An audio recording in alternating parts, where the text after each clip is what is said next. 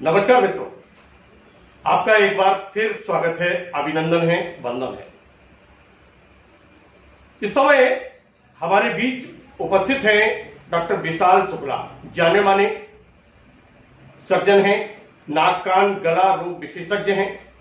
अपने जमाने में इन्होंने अपने अध्ययन के दौरान स्वर्ण पदक भी हासिल किया। अनेक उपलब्धियां हैं। कोविड-19 जब महामारी के रूप में फैला तो उस समय हमारे पास में कुछ भी नहीं था।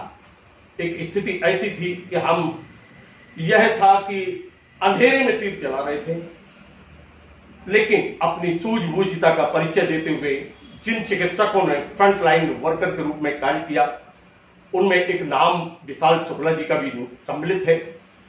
और कोविड-19 की प्रथम लहर को हमने समाप्त कर दिया। दूसरी लहर आई और अब तीसरी लहर आने के पूर्व एक नई समस्या आकर सामने खड़ी हो गई है। समस्या आप सबको जानकारी है कि जैसे ब्लैक फंगस और अब फिर व्हाइट फंगस और फिर उसके साथ में आ गया है येलो फंगस। फिलहाल में हम डॉक्टर विशाल शुक्ला से चर्चा करेंगे। जाने माने नाक कान गला रोग विशेषज्ञ हैं। जिला अस्पताल में आप सेवाएं दे रहे हैं लगातार। एक समय आपको मैं बता दूं, वह समय भी आया था जब कुछ चिकित्सकों ने अपना घर बार छोड़कर अपना डेरा जिला चिकित्सालय में डाल दिया था। वहां वह उनमें से एक नाम डॉक्टर विशाल शुक्ला का भी है। हम चर्चा करेंगे। डॉक्टर शुक्ला जी, आपका बहुत बहुत स्वागत है। इस समय एक नई समस्या उभर कर सामने आ रही है, तो वह जो है कोविड का प्रथम चरण समाप्त हुआ, द्वितीय आया, दूसरे को भी हमने लगभग खत्म कर दिया, तीसरी लहर की तैयारी थी। फिर उसी दौरान आया एक और नई समस्या, ब्लैक फंगस। क्या है ब्लैक फंगस और क्या इसके लक्षण हैं? देखिए, इतना सुंदर परिचय देने के लिए मैं आपका बड़ा आभारी हूँ। तो आजकल ब्लैक फंगस के बारे में हम नई न्यूज सुन रहे हैं, पेपर में पढ़ रहे हैं।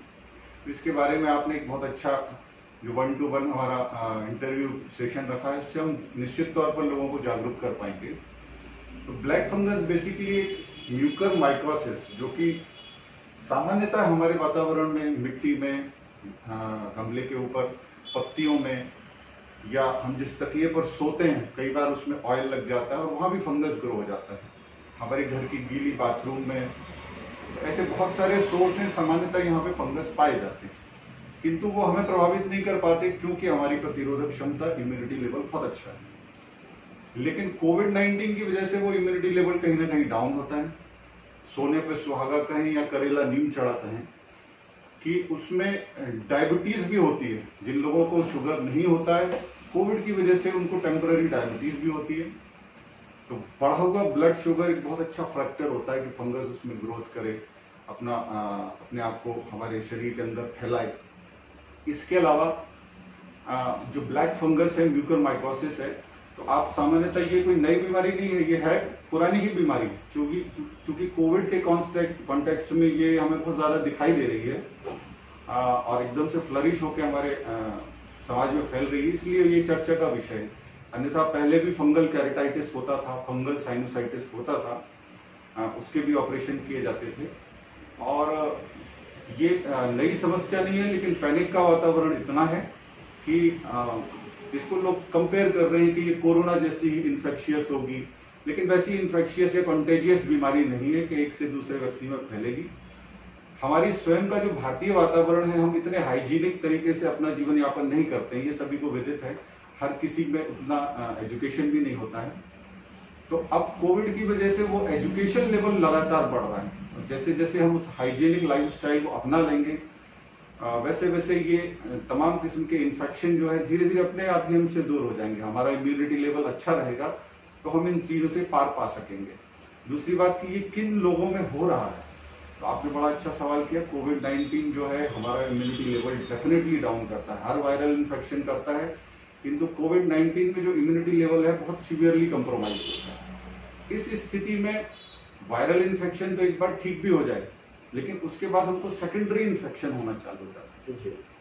तो दूसरे हफ्ते में हमको बैक्टीरियल निमोनिया होना शुरू हो जाता है। ये बिल्कुल विदित है और उससे बचने के लिए ही हम एंटीबायोटिक का उपयोग करते हैं।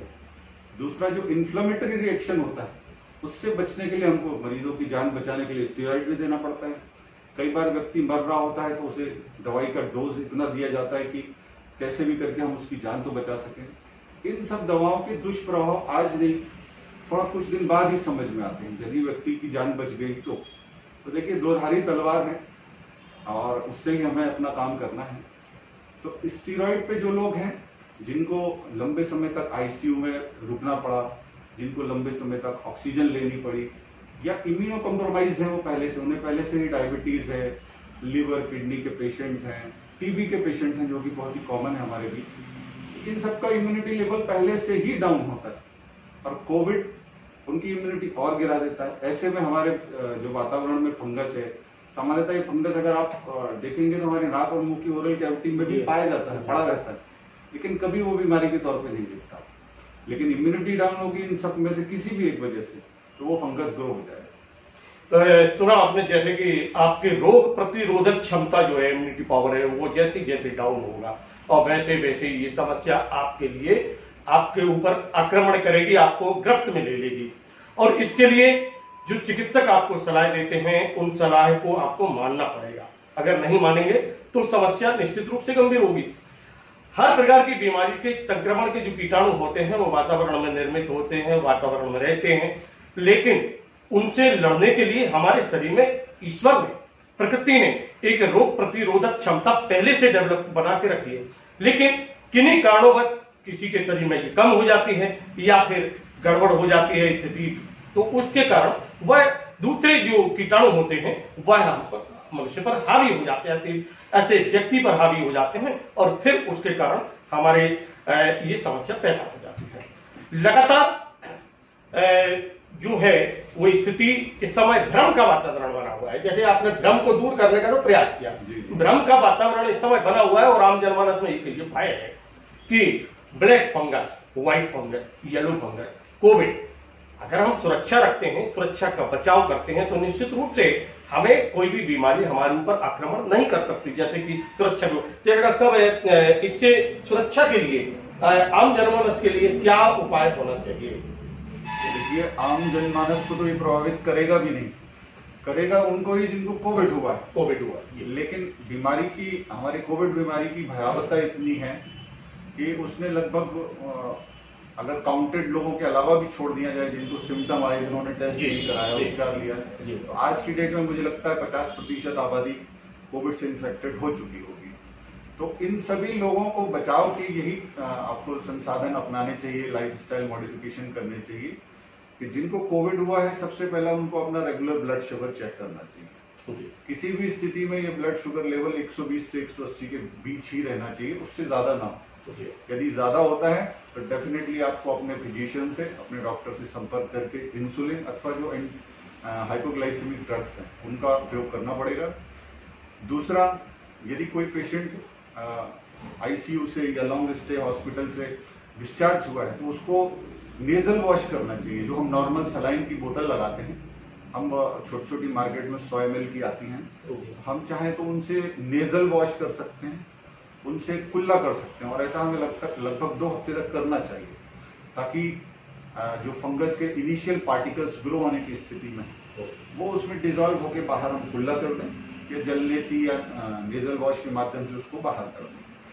तीसरा, स्टीरॉइड का जो उपयोग है बिना चिकित्सकीय सलाह के बिल्कुल ना करें। यदि आपके डॉक्टर ने लिखा है तो तभी उसी मात्रा में लें। कभी भी मेडिकल स्टोर से या कहीं अन्यत्र जगह से या अनक्वालिफाइड डॉक्टर्स जो दवाइयाँ देते हैं उनमें भी स्टीरॉइड की भरपूर मात्रा होती है, तो वो हमें बिल्कुल उतनी ही उपयोग करनी है जितना हमारा क्वालिफाइड डॉक्टर प्रिस्क्राइब कर रहा है, उससे अधिक नहीं।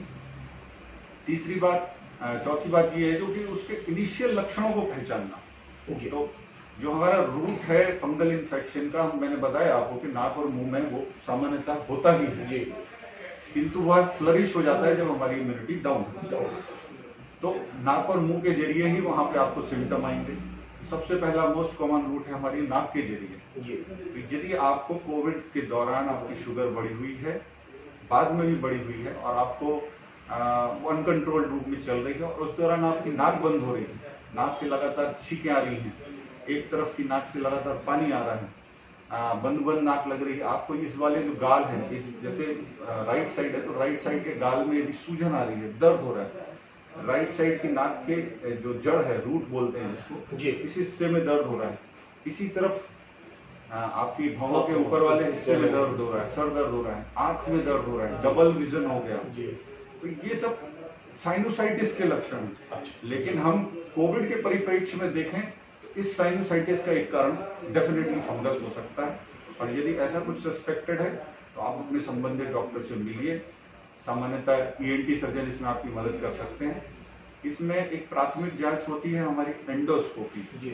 हम एंडोस्कोपी के माध्यम से, देखिए स्कोपी का मतलब होता है देखना, और एंडो का मतलब होता है किसी भी कैविटी, तो नाक के जो एंडोस्कोपी है, नाक के अंदर के जो भी स्ट्रक्चर है हम सामान्यतः बाहर से नहीं देख सकते, तो एंडोस्कोपी के माध्यम से देखेंगे। यदि हमें उसमें कोई भी एक ब्लैक ईस्चर, मतलब एक काली पपड़ी नुमा कुछ भी दिखता है, तो हम मान के चलते हैं आज के परिप्रेक्ष्य में कि वो फंगल इन्फेक्शन, और ऐसी स्थिति में तुरंत ही उसको उपचार की आवश्यकता होती है। प्राइमरी तौर पर यदि लक्षण थोड़ा गंभीर हो रहे हैं तो डेफिनेटली सर्जरी उसकी होगी, और फिर एंटी फंगल दवाओं से उसका उपचार किया जाएगा। जैसे कि डॉक्टर साहब ने बताया कि इस समय सुरक्षा ही सर्वोत्तम उपाय है, दवाइयां कैसे लेना चाहिए, और बिना चिकित्सक की सलाह से हमें दवाओं का उपयोग नहीं करना है, अपना इम्यूनिटी पावर को बढ़ाने का प्रयास करना। सर, जैसे इम्यूनिटी होती है एक उसको बढ़ाने के लिए आपने पूरी जानकारी दे दी। जैसे मान लीजिए अभी एक और चीज आती है कि भाप का लेना, तो क्या भाप है या कई प्रकार के जैसे जो ऑयल होते हैं उनको भी नाकों में, कान में जैसे पहले लगाते थे वैसे ही लगा सकते हैं, तो इससे भी कुछ बचाव हो सकता है क्या? देखिए, भाप एक बहुत ही प्रचलित तरीका है, प्राचीन तरीका है, लेकिन मेरा लोगों से यही कहना है कि अनावश्यक तौर पर बहुत अधिक मात्रा में भाप लेने से कोई आदमी जल्दी ठीक नहीं हो जाता। यदि हमारे नाक में इन्फेक्शन है, सूजन है, दर्द है, गले में दर्द है, सूजन है, तो भाप जब तक आप लेते हैं उसके 10-15 मिनट 20 मिनट तक आपको आरामदायक स्थिति में पहुंचा देती है, सूजन को कम कर देती है। लेकिन अगर आप कहें कि उससे हमारा कोरोना इन्फेक्शन ठीक हो जाता है या फंगल इन्फेक्शन ठीक हो जाएगा, तो ऐसा नहीं है। उसके लिए तो आपको प्रॉपरली प्रिस्क्राइब दवाइयां लेनी ही। जैसे कि डॉक्टर ने बताया कि जो दवाएं बताई जाए उन दवाओं को लेना ही पड़ेगा। सुरक्षा तो आपको रखना ही है, लेकिन दवाओं का सेवन अगर मान लीजिए चिकित्सक आपको सलाह देते हैं तभी, ऐसे नहीं कि आप कहीं से भी कोई दवा लें और अपने मन से किसी भी दवा का उपयोग कर लें। वैसे डॉक्टर, इस समय जो जिले की स्थिति अगर आप बताएं तो क्या स्थिति है इस समय ब्लैक फंगस को लेकर? कोविड तो आप लोगों ने कंट्रोल करके रख लिया है, वैसे एक स्थिति, इसके लिए आप सभी लोगों को जो भी इस लाइन में है, छोटे से छोटा व्यक्ति है और बड़े से बड़ा आप लोग चिकित्सक हैं, सभी बधाई के पात्र हैं। सबने मिलकर कोविड को पराजित कर दिया एक हिसाब से। अभी हालांकि लड़ाई बहुत है, लंबी लड़ाई है, लेकिन हम बहुत जीत के लगभग स्थिति में जा रहे हैं। तो मतलब मैं यही चाहूंगा आपसे कि ये जिले की स्थिति क्या है? देखिए, सबसे पहले आपका बहुत बहुत धन्यवाद। बहुत कम लोग होते हैं जो अप्रिशिएट करते हैं एक डॉक्टर का काम, एक टीम का काम, स्पेशली सरकारी टीम का काम। तो पूरी टीम की तरफ से मैं आपको और आपके चैनल को धन्यवाद देता हूँ कि आपने अप्रिशिएट किया। दूसरी बात कि आज हमारे यहाँ कोविड के मरीज अभी भी लगातार निकल रहे हैं। ऐसा नहीं है कि हमने बीमारी को कंट्रोल किया है या अब आपको छूट मिल गई है बाहर निकल के घूमने फिरने की। डेफिनेटली ये जो सख्त लॉकडाउन इस बार लगा है उसी की वजह से कंट्रोल हुआ है। ये जैसे ही हटेगा, हमें पूरी संभावना है कि कोविड के मरीज फिर से बढ़ सकते हैं, और उसके लिए यदि जनता लापरवाह रहेगी तो वो बढ़ेंगे। आज की स्थिति में आप चर्चा करेंगे तो फीवर किसी भी कारण से हो, वो सिर्फ और सिर्फ कोविड, आपका गलती से टाइफाइड पॉजिटिव भी आ सकता है, अन्य कारण भी हो सकते हैं, लेकिन प्रिवेंटिव तौर पर महामारी के दौर में हमें यही मानना चाहिए कि वो फीवर कोविड से। अब आपने कहा कि क्या स्थिति हमारे जिले में फंगल इन्फेक्शन की है, तो पिछले 2 हफ्ते में लगभग 20 से 25 केस हमारे दमोह में अलग अलग जगहों पर ईएनटी सर्जन्स ने, ऑप्थेल्मोलॉजिस्ट ने देखे हैं। संभावित केस थे, इनका कंफर्मेशन चूंकि हिस्टोपैथोलॉजी से ही होता है, तो confirmation definitely medical college level पे ही होगा। ये भी सत्य है कि जो 2 आइडेंटिफाइड केस थे उनकी मृत्यु हुई है। मेरी जानकारी के अनुसार 4 से 5 केसेस की सर्जरी भी हुई है और सफल भी रही है। उनको एम्फोटेरेसिन भी दवाई दी जा रही है मेडिकल कॉलेज स्तर पर। जबलपुर में भी अब ये काम शुरू हुआ है, एक यूनिट बनी हुई है, मेडिकल कॉलेज लेवल पे ही ये यूनिट बनी है। तो बहुत ज्यादा केस नहीं है। अगर हम टोटल केसेस की संख्या से फंगल इन्फेक्शन के केसेस को कंपेयर करें तो ऐसा नहीं है कि 3000 4000 जो कोरोना के मरीज हुए हैं, तो उसके कंपैरिजन में 20 से 25 ब्लैक फंगल के मरीज हुए हैं अब तक, जो कि पिछली लहर में नहीं भी थे, इसी लहर में आइडेंटिफाई हुए हैं। तो डेफिनेटली स्वास्थ्य सेवाएं अच्छी हुई हैं जब कि हम उसको देख पाए, समझ पाए। अब ये अलग बात है कि एक एम्फोटेरेसिन बी नाम की दवा है जो सालों से बनी हुई थी, उसका उपयोग नहीं होता था। अब ये बीमारी निकल के आई है तो सब उस दवाओं को ढूंढ रहे हैं। तो शीघ्र ही उसकी मैन्युफैक्चरिंग चालू हो गई है अलग अलग जगहों पे, वो उपलब्ध भी हो जाएगी और डेफिनेटली ठीक होंगे, मेरा यही मानना है। दमोह जिला चिकित्सालय में विशेष तैयारी कुछ? देखिए, दमोह जिला चिकित्सालय में हमारा जो एंडोस्कोपी यूनिट है, हमने सबसे पहले उसको फंक्शनल करने का प्रयास किया है। चूंकि उसको एंडोस्कोप एक बार नाक में जाएगा तो अगर इन्फेक्टेड पर्सन है तो हम दोबारा उसमें दूसरे में यूज करने में वक्त लगता है, स्टरलाइज करने का एक प्रोसेस है। शीघ्र ही हम एक डिस्प्ले पर टाइम लिखेंगे कि प्रतिदिन इतने से इतने बजे तक सस्पेक्टेड मरीज की हम एंडोस्कोपी कर सकेंगे।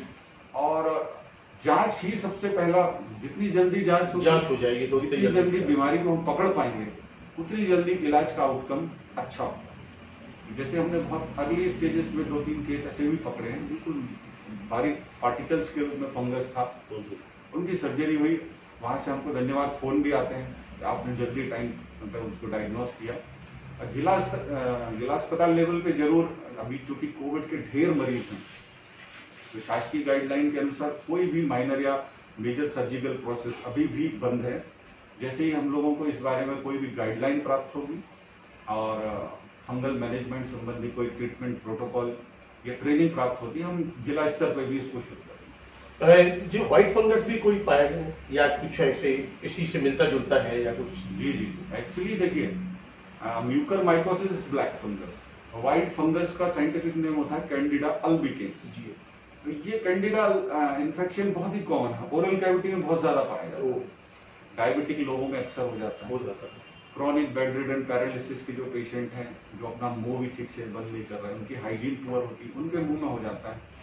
कई बार लोग रियूमेटॉइड आर्थराइटिस या अन्य इम्यूनोलॉजिकल डिसऑर्डर के लिए स्टेरॉइड लेते हैं तो उनमें भी हो जाता है, लेकिन ये उतना खतरनाक नहीं है। इसको हम लोग काफी स्तर पर अपने लेवल पर शुरू से ठीक करते आ रहे हैं और अभी भी ठीक हो जाएगा। इसके लिए कोई सर्जरी की आवश्यकता नहीं है, सिर्फ दवाओं के माध्यम से, जो भी उपलब्ध दवाएं हैं उसी के माध्यम से ये ठीक हो सकता है।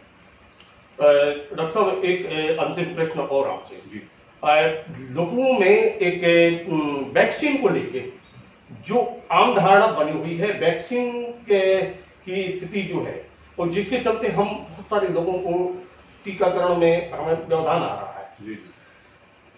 क्या है टीका लगना के लिए जो लोगों में भ्रम है, उसी को दूर करने का आप क्या प्रयास करेंगे, क्या संदेश होगा? देखिए, मेरा तो संदेश यही है कि वैक्सीनेशन ही फिलहाल एकमात्र विकल्प है जो हमें बीमारी से काफी हद तक बचाता है।